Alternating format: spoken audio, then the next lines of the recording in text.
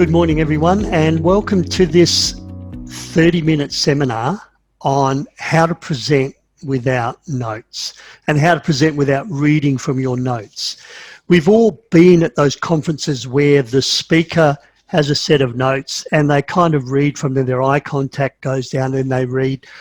And then there's those people that leave the lectern and they stand in the middle of the stage and they just have that chat, that conversation with you that is engaging, and they don't rely on their notes. So welcome to the webinar on how to present without notes. Peter Dew is my name, and I am a specialist in the area of public speaking, presentation skills, and building confidence within your professional public speaking presentation skills. My story, very briefly, many of you know me. I'm a person who stutters and I've struggled to overcome my fear of public speaking. I've avoided public speaking most of my life. So now I move forward and I help people have the confidence, have the effectiveness, have the credibility, and be more influential as a public speaker. Welcome, Charlie. Welcome, Alyssa.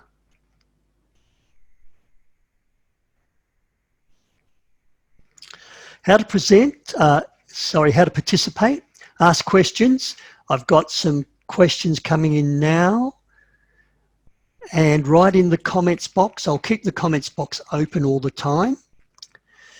Take notes. I will record this webinar, so if there's some content you want to review, the recording will be made available to you within 48 hours, maybe 72 hours. Participate and then think about how you can apply this to yourself. Think about what you'll do differently the next time you get asked to speak. Welcome, Fiona. All right, let's get underway. The role of notes. This webinar is about how to present without reading from your notes, without relying on your notes. Notes still have a role. I am not saying throw the notebook away. What I'm saying is prepare your notes, but when you go to present, you can present without them. And the notes become more of a safety net. So the role of notes is to support you as a background, as a safety net. So I would go to a keynote speech and I speak at conferences and I'll have a full script. That full script will be one that I've done several weeks before, but my practicing will have been largely without the notes. But the script is there that I can always go back to. I then condense that full script to a one-pager. Now that one-pager can either be a bullet point summary. So if I'm going to talk about 4 things, I might have an intro point, a closing point, and then 4 bullet points in between, and just a word or a sentence that reminds me. Or I may have a mind map. A mind map will be, I guess, a visual representation of what I'm going to speak, and then some offshoots and little speech bubbles. I'm going to talk about that. I'm going to talk about that. And the mind map helps me stay on track. And some people even use palm cards. The thing with palm cards, should you drop palm cards, they are like a deck of cards, and when you pick them up, they may not be in order. And I've seen people mix up their palm cards, and that can potentially cause more problems. If I prefer a one-pager, just with an outline, and that is my safety net. So I'm not saying go on stage and wing it, fake it till you make it. I'm not saying go on stage and just speak impromptu with no preparation. What I'm saying is to be more engaging, to be more present, to be more attentive to your audience. The ability to not be reading from your notes enables you to just elevate that effectiveness of your presentation. When you're looking at the crowd, what if they're rolling their eyes? What if they're shaking their head? What if they're falling asleep? How can you detect those nonverbal cues if you're constantly focused reading line by line on your notes? So notes have a role, but I want to wean you off your notes and give you the confidence to present without the need to rely on them. And welcome, Gillian. Apologies, I was on grandma duties. That's okay, I'm on grandpa duties on Thursday. 5 models, 5 strategies to speak without notes, and we'll go through these one by one and put a little bit more rigor around them. Use your stories. Bring up some visual cues or some props, some visual reminders of what you're going to talk about. Focus on the most common questions you get asked on your topic. If you're speaking about financial planning, what are the 3 most common questions? If you're talking about sustainability, what's the 3 most common questions? If you're talking about health and safety, what are the 4 questions that come up all the time? Or what's the 4 biggest risks in the workplace? Mind mapping. And number 5, use mnemonics or acronyms. Those acronyms that you can remember, and each letter of the acronym means something in your speech. So there are 5 models that I use at various times to speak without the need to read, to refer to my notes. Bearing in mind, I will have my script off to the side as a safety net, and I'll have my mind map there if I ever need to refer to it. So use your personal stories. Your personal stories are those case studies, those issues, those problems, those scenarios you've worked through yourself. The difficult families, the difficult conversations, the difficult situations, the successes, the wins, the losses. The beauty of using your stories is, number 1, it's your unique intellectual property. No one can tell you this is not true, this will not work, because you've worked with that group of farmers. You've worked out some way of doing some cropping by reducing the use of water. I know in Victoria there's a lot of irrigated cropping. Here in West Australia, we kind of wonder, why don't you just use the rain? And if you don't have enough rain, you don't crop. We grow wheat, we do milk in West Australia, and it rains or it doesn't rain. Use the stories that you have used to create broadacre farming. Use the stories you've used to help families overcome difficulties. A child with an intellectual disability and the family struggling, and you connected them with some resources. This is your unique intellectual property. And when I challenge you as an audience member and say, that's a load of rubbish. Megan, that won't work. Charlie, that's rubbish. Anita, that doesn't sound very sustainable to me. You can say, well, let me explain again. It's your unique intellectual property. Your stories, you don't need to script them or write them. You've lived the stories. You've told it before. You know your story. Any of you who've been to my workshop and I talk about overcoming fear of public speaking, and I talk about Sally Pearson, the Olympic gold medalist, and I talk about Ringo Starr, one of the Beatles, and I talk about Adele, the singer. These are 3 people who I know have stage fright, performance anxiety, and get really nervous before they get before an audience. When I talk about Sally Pearson, I can talk about her story for 5 minutes, the way she was interviewed in London prior to the gold medal final, and how she was asked if she was nervous. And she said, of course I'm nervous. If I'm not nervous, I wouldn't be ready to race. If you're not nervous, you're not ready to do public speaking. And so each story gives you that content that I don't need to read, I don't need to write, I don't need to script. You know it. And finally, make sure you use your stories that illustrate a point, that amplify a point, that demonstrate a point. Use the stories that keep bringing back the core message. When I speak about Sally Pearson, I'm talking about nerves being normal. in peak performance, a race. When I talk about Ringo Starr, who vomits before most performances, I'm trying to normalize nerves. When I tell my story about being nervous before public speaking, I'm using my story to illustrate my core message. Stories are everywhere. Collect them and use them the next time you speak. You don't have to write them down. You don't have to remember them. They're yours. You know them. Second thing is to use props or visual aids. Something that you just bring on stage with you. So a pen, maybe a notepad, 3 or 4 things. You just put them on the desk in front of you or just on the lectern. There are 3 things that kind of map out your presentation. So let me give you an example of one that I do. I do a presentation about 45 minutes, 30 minutes. Why feedback is the food of champions. Why feedback is so valuable in public speaking. And I tell people the importance of feedback and how do you get feedback. So these are the 3 props that I bring up. The first one is I'll bring up a postcard or a figurine.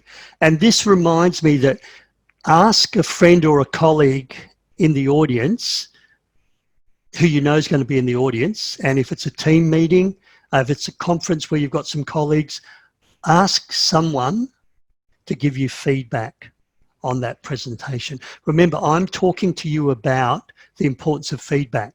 So the first trick is always get feedback from a colleague or a friend. Now, if you don't have a colleague or friend, you know those people who arrived early. So Tamara, you were first on this webinar. I could have had a chat with you at 10 to 9 and say, hey, Tamara, can you give me feedback on this webinar? I'd really appreciate your feedback. So the audience member who arrives early, shake their hand, I guess with an elbow bump or a metaphorical shake nowadays, and say, hey, I'd love you to give me feedback on whether you think the content suits your needs. So that's point 1 of my presentation. And I can talk about mentoring and coaches and getting feedback from someone who you know, someone who you trust. My second prop will be, I'll just bring up a little mirror, one of my wife's compacts. Not that I need to put any makeup on, I'll just have that mirror there. The next thing to use, you get feedback from your public speaking, is practice in front of the mirror. The mirror demonstrates your non-verbal communication. And if you find yourself flapping your hands around in the air, like several of our previous prime ministers, you know to keep your hands a little bit quieter. You can practice your gestures. You can explore your hand gestures. You can eliminate bouncy gestures. That facial expression. This is how you can get feedback as you're practicing and improving your public speaking using the mirror. So that's the third point in my speech. And sorry, the second point in my speech. The third point in my speech is use a video camera. Hand over your mobile phone to a friend or a colleague. Get the conference organizer to video record. This is a great way to learn about your presentation style. And one of the things we say about video is that the video does not lie. It allows you to get visual feedback. You can see those bouncy gestures in the video. You can see the eye contact if you're engaging the audience or you're looking away. You can count your ums and ahs and, you know, those other, you know, like filler words that you might use. You can review it multiple times. You can get a third-party feedback. I spoke about having a coach or a mentor in the room. If they're not available, you video record and then you email the AVI or the MP3, MP4 file to your mentor and get coaching, get feedback. So that's the use of props. You can bring up 3 different books and each book, title of the book will indicate a different thing you're going to talk about, and it's just that visual cue that reminds you. Some of the times I use Susan Jeffers' book, Feel the Fear and Do It Anyway. And that reminds me about talking about fear of public speaking. And the only way to overcome your fear is to do that thing you're afraid of. So the next time you do a presentation, what props could you bring up with you that'll just remind you, that'll just map out your 3 or maybe your 4 points you want to speak about? And of course, another visual cue, I'm using it today. I'm trying not, well, in fact, I don't, but another visual cue is your PowerPoint slides. You'll notice there's pictures, there's a few words. I try not to do death by PowerPoint, so bullet point, bullet point, bullet point, bullet point. Just the visual cue that the PowerPoints reminds you of. The mistake, if you do use PowerPoint, is to read off your PowerPoint slide and have so many words it's like a script.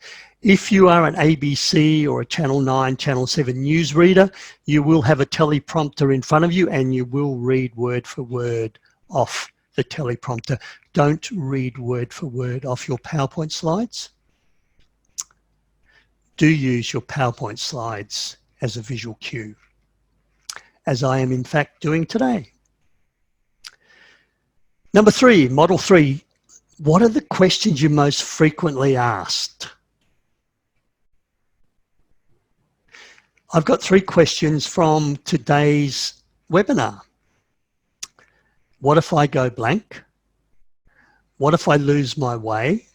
What if I forget what I'm going to say and I look unprofessional? So if I cover those 3 points from the questions I've received, it would appear I've covered most of what the audience wants from me.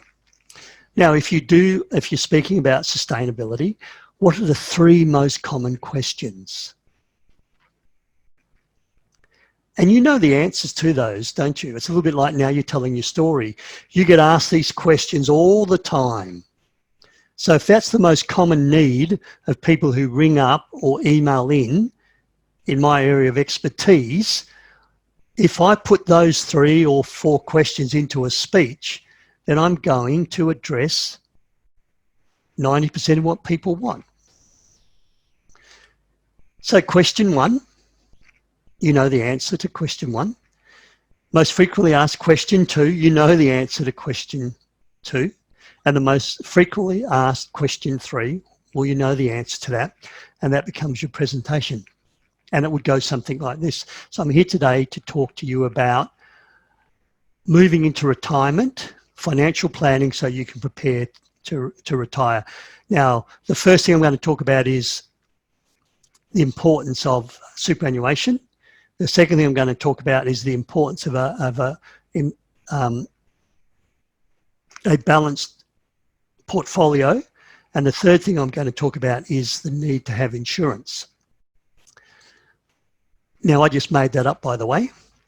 I am not a financial advisor. I cannot offer you any advice on your retirement. That's just 3 random things.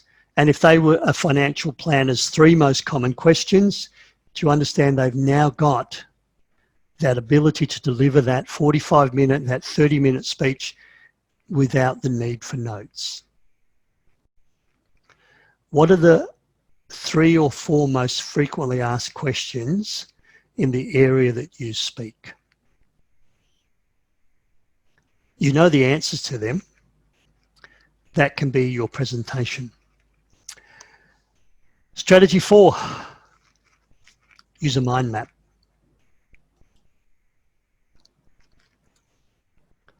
When you use a mind map, and it's Tony Buzan, who is the mind map guru. I'll just put his name up there for you.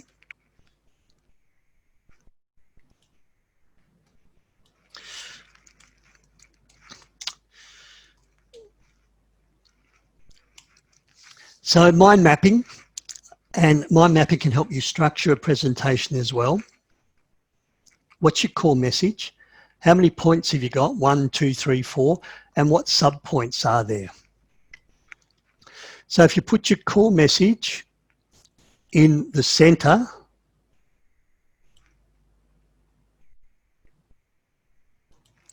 If you put your core message in the center of your presentation, and my core message is feedback is very important. Excuse my mouse squiggles. And then point one is, of course, have someone in the audience, A for audience, and that can be a mentor, that can be a friend, that can be a coach, that can be a stranger who arrives early, who you connect. The second point was use a mirror. And the mirror is good for practicing nonverbal communication. It's making sure your facial gestures are correct. It's good for eliminating distracting, bouncing gestures. It's just good to get an idea of what you look like. And the third point is video camera yourself. And your video camera can be on your mobile phone. The video camera lets you look at the video, and you'll see waltzes, bouncy gestures, distracting movements. You can also listen to the audio. You'll hear ums, ahs, and you can also share the video with a coach or a mentor. That would be a simple mind map that you could use. And the mind map helps you remember the structure of your presentation. Remember, you've still got your written presentation. You've still got your notes or your mind map ready to go.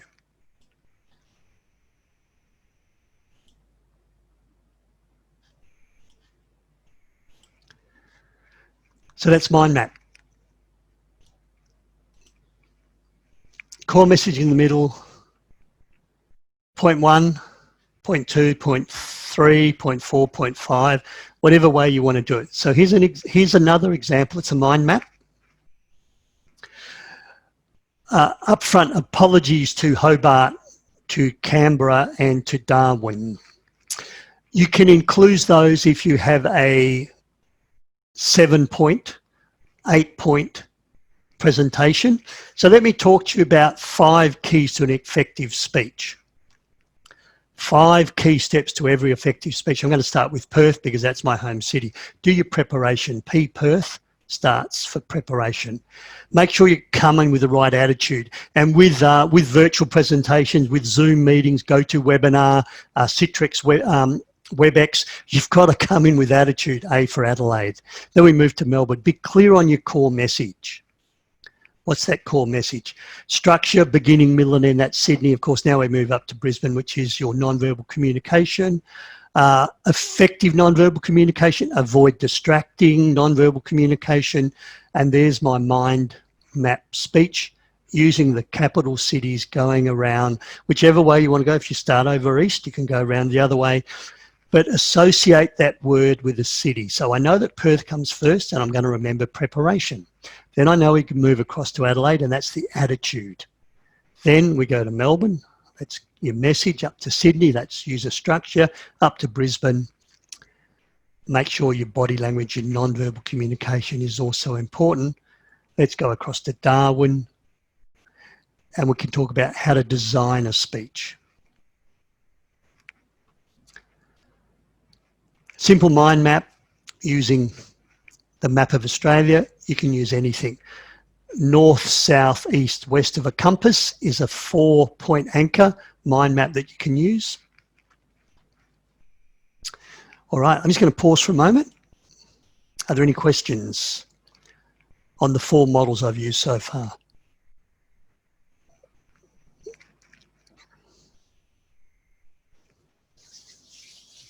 Is it necessary to write a full speech first? Or can you go straight to mind mapping, or I guess bullet points? It's not always necessary. If it's a topic you do quite frequently and you're preparing for a different audience or a different time span, so you've spoken before for an hour, they now want you to do it in 30 minutes, then I think a mind map will do. Go straight to the mind map. When I do a conference speech, so a the keynote presentation, speaking in front of 100, 200 people, I always write a full speech just so I can check the flow, and then I park it. Now, when you're writing a full speech, you're not writing one for publishing. So don't spend time on grammar. Don't spend time on punctuation. Don't spend time on spelling. It's just a mind dump typing it, bearing in mind that is where I extract my points for my roadmap, for my mind map. So no, it's not necessary. I tend to write the full speech first because I'm looking for those points of influence, those points of emotion where I can really connect. And I'm also looking enough that I'm turning the mirror on the audience, making the presentation about you, less about me, about you. What can you do? But if you've got an agile mind and you can work out your presentation and go straight to mind mapping, there's nothing wrong with that. And Model 5 is use your acronyms, or also called mnemonics. And we know about acronyms, bloody acronyms, and when we read, there's so many acronyms. The acronyms for you. So here's two little ones that I use in my different presentations. The first one is, how do you engage an audience? How do you have maximum impact, build rapport? And I tell people, communicate with care. Communicate with care. And the C stands for conviction. Do you believe in your message? The first sale needs to be yourself. If I want you there to believe what I'm saying, if I don't believe that presenting without notes is something you need to do, that's something everyone can do, you won't buy my message. That's C for conviction. Then there's the attitude. We've spoken about attitude a little bit in Adelaide. Then there's responsibility. In this day and age, responsibility, every time you speak, you could change somebody's life. Every time you speak, you could save somebody's life. Mental health, occupational health and safety, people are stressed. Every time you speak, even today as I present to you on this webinar, I don't take it lightly. And speak with excellence, speak with excellence. That's just a little acronym. What do I mean by excellence? Well, you'll have to come to my workshop. How to overcome your fear of public speaking? I use the acronym PRIME, and PRIME means something as well, like prime a pump. In the old days, we used to turn on the car engine and let it run for about 5 minutes, and that was priming the engine before we drove.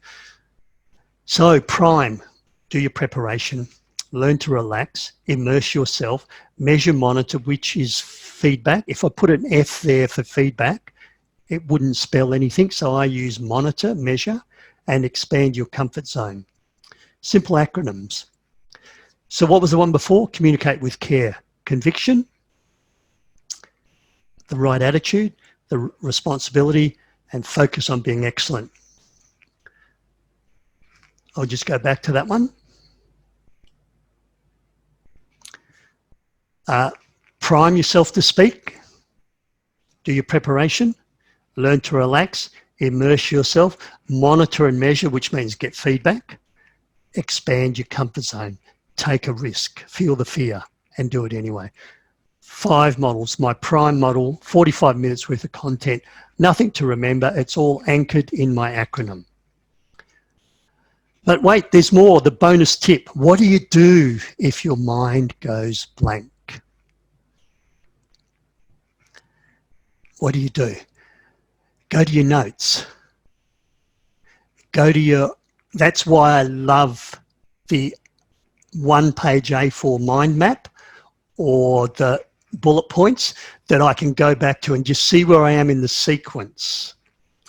And if you've got some complex statistics, some data, a quotation that you want to use, so Winston Churchill said, and I'm struggling as to what I was going to say, that's where the full script helps me go back to those statistics, that data. I don't want to mislead you here. Let me just check on that statistics.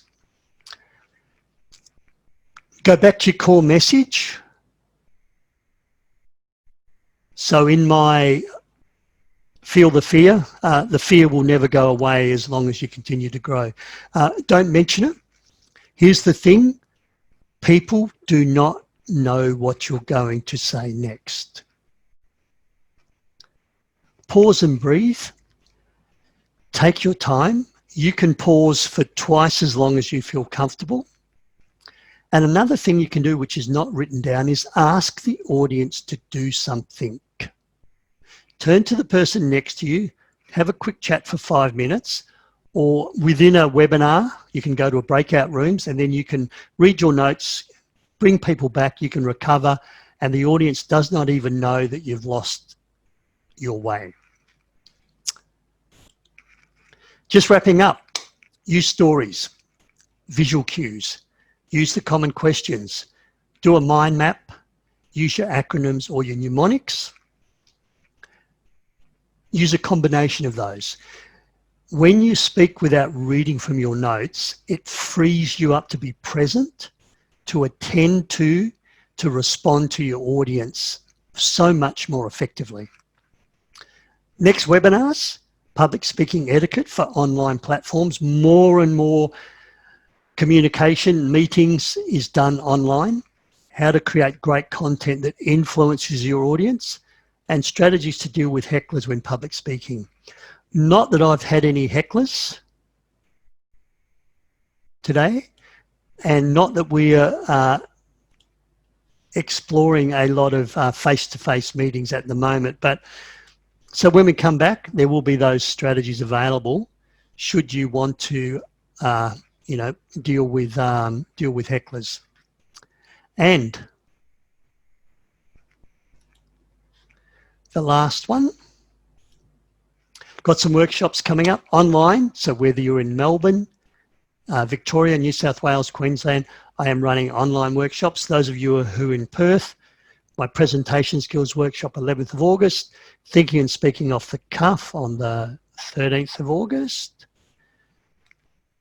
up to Karratha in September. You know how to reach me. I'd welcome your comments. Any last questions? Any last comments?